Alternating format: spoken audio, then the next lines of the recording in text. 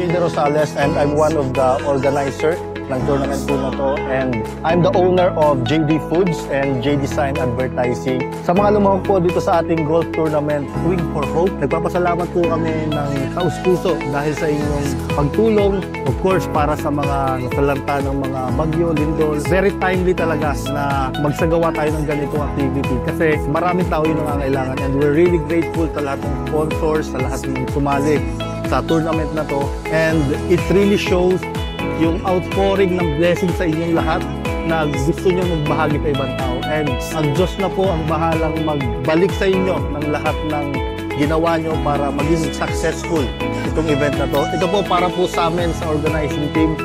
Success na siya dahil po maraming tao pong nagpakita ng suporta. So maraming salamat po, and sana po sa susunod na mga tournaments natin, pag nagkandak ulit tayo, sana mas marami pang makilahok at magpaabot ng kanila po mga. Salamat po ng marami, and hope you enjoy this tournament.